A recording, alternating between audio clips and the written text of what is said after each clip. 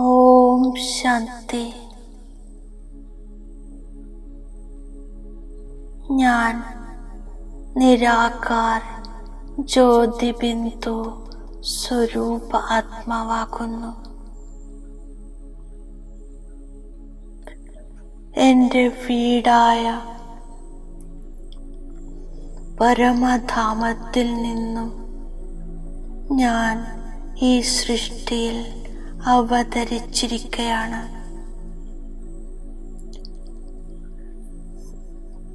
ഈ സൃഷ്ടി രൂപി വിശാല ഡ്രാമയിൽ ഞാൻ എൻ്റെ പാർട്ട് അഭിനയിക്കുന്നു. ഈ വണ്ടർഫുൾ ഡ്രാമയിൽ ഓരോ ആത്മാക്കളും വെറൈറ്റി പാർട്ട് അഭിനയിക്കുന്നു. ഞാൻ സർവ ആത്മാക്കളുടെ പാർട്ടും സാക്ഷിയായി കാണുകയാണ്. പൂർണ്ണമായും നിശ്ചിന്തമായിരിക്കുന്നു.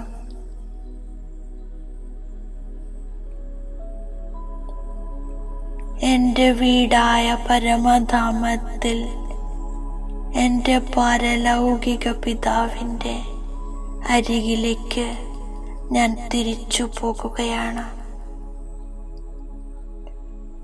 ഇപ്പോൾ ഞാൻ ഈ സ്ഥൂല ലോകത്തിൻ്റെ ആകർഷണങ്ങളിൽ നിന്നും മുക്തമായി മനസ്സും ബുദ്ധിയും കൊണ്ട് പറന്നുയരുകയാണ്.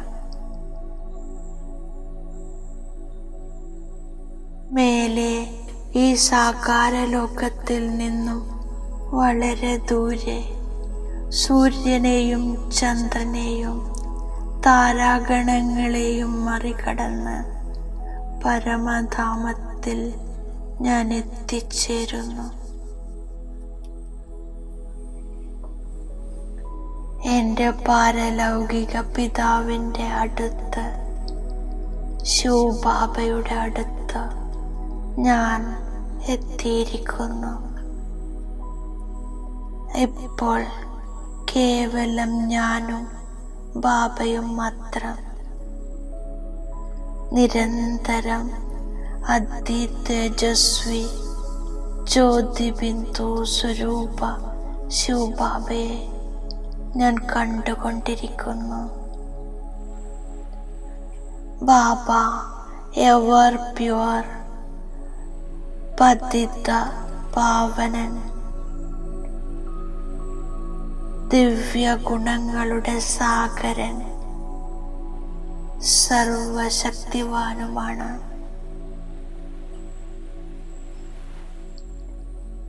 ശക്തികളുടെയും ദിവ്യ ഗുണങ്ങളുടെയും ബാബയിൽ നിന്നും ഞാൻ ആത്മാവിലേക്ക് പതിയുന്നു. എൻ്റെ ജന്മജന്മാന്തരങ്ങളിലെ പാപമില്ലാതാകുന്നു.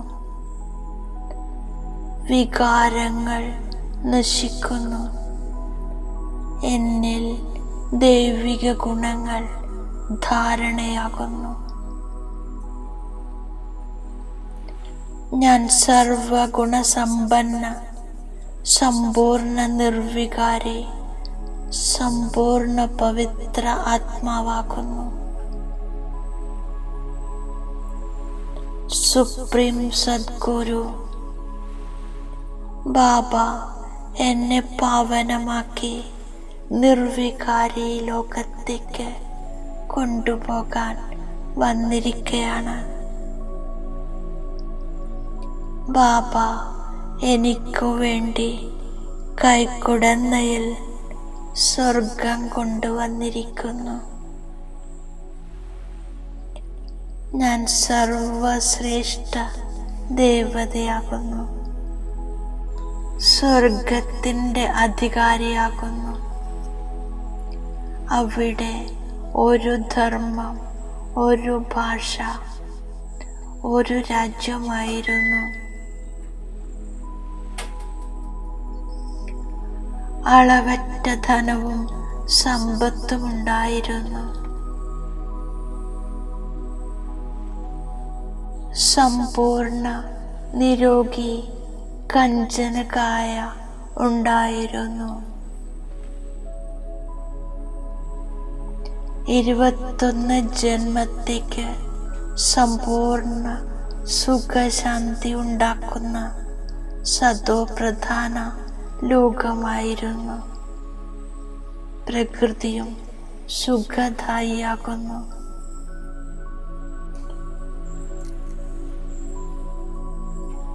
ഞാൻ സ്വയം ആത്മാവാണെന്ന് മനസ്സിലാക്കി ആത്മാവിനോട് സംസാരിക്കുന്നു. ശരീരത്തെ നോക്കാതെ ആത്മാവിനെ കാണുന്നു. ഈ അവസ്ഥയാണ് ഉയർന്ന ലക്ഷ്യം. ബാബ പവിത്രമാണ്, അതുപോലെ ഞാനും പവിത്രമായി മാറുമ്പോൾ മുകളിലേക്ക് പോകാൻ സാധിക്കും. ഞാനിപ്പോൾ ബാബയുടെ സന്മുഖത്തിരിക്കുന്നു. ജ്ഞാനസാഗരത്തിൽ നിന്നും ജ്ഞാനം കേൾക്കുന്നു, പുഷ്പമായി മാറുന്നു. ജ്ഞാനം നൽകിക്കഴിഞ്ഞാൽ ജ്ഞാനം അവസാനിക്കും. ബാബ ശാന്തിയിലിരിക്കും. ബാബയെ കുട്ടികൾ നമ്പർ വൈസ് പുരുഷാർത്ഥമനുസരിച്ച് ഓർമ്മിക്കുന്നു. ഏകരസമായി ഓർമ്മിക്കുകയില്ല. സ്വയം ആത്മാവാണെന്ന് മനസ്സിലാക്കുന്നു. മറ്റുള്ളവരെ ആത്മാവാണെന്ന് കരുതുന്നു. ഇത് വളരെ വലിയ ലക്ഷ്യമാണ്. എനിക്ക് ബാബയിൽ നിന്നും മുഴുവൻ ജ്ഞാനവും എടുക്കണം. കൂടുതൽ ജ്ഞാനം എടുക്കുന്നവർ നല്ല രീതിയിൽ സേവനം ചെയ്യുന്നു.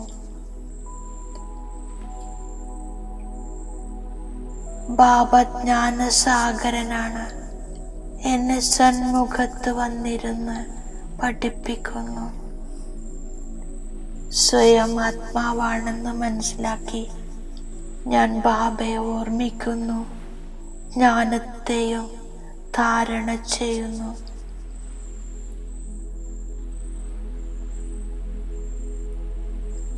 ആത്മാവാണ് സംസ്കാരത്തെ കൊണ്ടുപോകുന്നത്. ഞാനിപ്പോൾ പുതിയ ലോകത്തേക്ക് പോകുകയാണ്. ജ്ഞാനത്തിൻ്റെ സംസ്കാരവും കൊണ്ട് അവിടെ പോകാൻ സാധ്യമല്ല. ആത്മാവ് പുരുഷാർത്ഥത്തിൻ്റെ ആധാരത്തിൽ ജ്ഞാനം നേടുന്നു. ബാബ വരുന്നത് തന്നെ വഴി പറഞ്ഞു തരാനാണ്. ബാബ മുഴുവൻ വൃക്ഷത്തിൻ്റെയും ജ്ഞാനം കേൾപ്പിക്കുന്നു. മുന്നോട്ടു പോകുമ്പോൾ എത്രത്തോളം ബാബയുടെ സമീപമെത്തുന്നുവോ അത്രയും വൃദ്ധിയുണ്ടാകും. ജ്ഞാനത്തിൽ വളരെ സൈലൻസാണ്.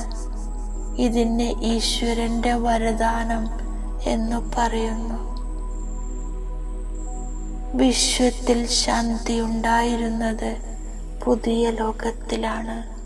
അതാണ് സുഖധാമം. ഇപ്പോൾ ദുഃഖവും അശാന്തിയുമാണ്.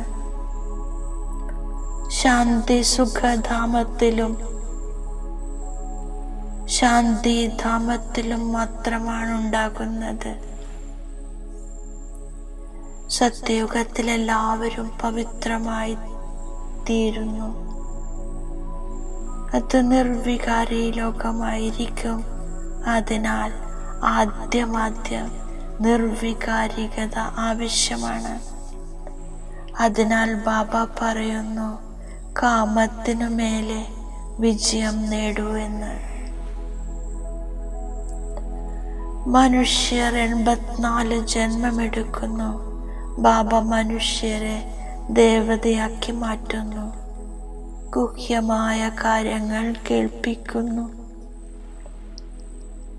ജ്ഞാനസാഗര ബാബ 2 വാക്കുകൾ പറയുന്നു.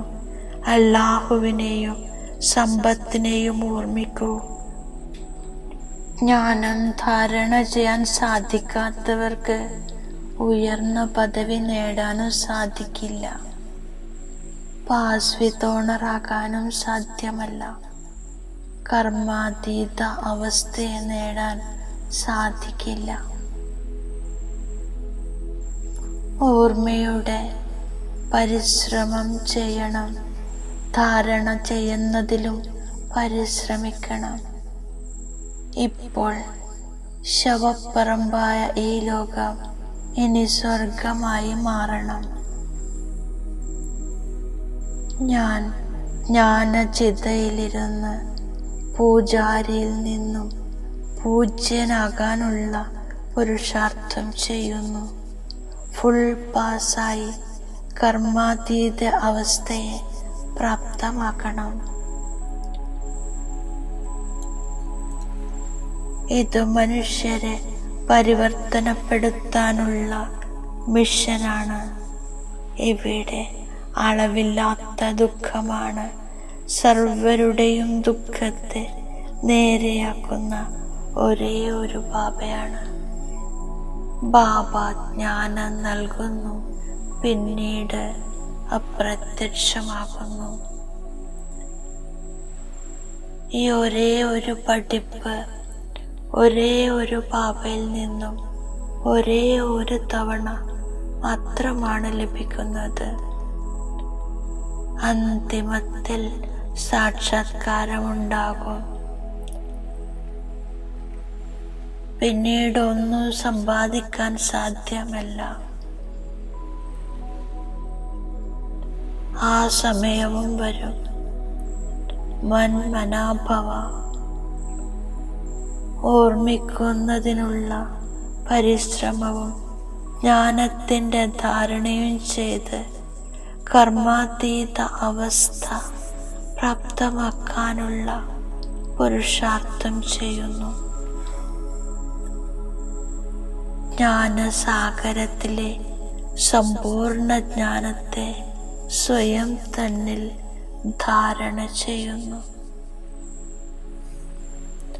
ആത്മാവിൽ പറ്റിയിരിക്കുന്ന അഴുക്കിനെ മാറ്റി സമ്പൂർണ്ണ നിർവികാരിയാകണം. അപവിത്രതയുടെ അംശം പോലും ഉണ്ടാകരുത്.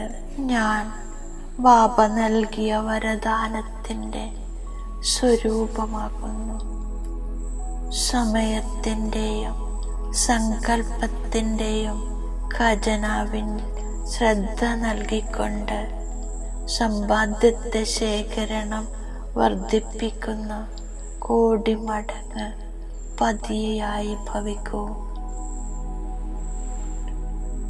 ഓരോ സമയവും സങ്കല്പവും ശ്രേഷ്ഠവും ശുഭവുമാണെങ്കിൽ സമ്പാദ്യത്തിൻ്റെ ശേഖരണം വർദ്ധിക്കുന്നു.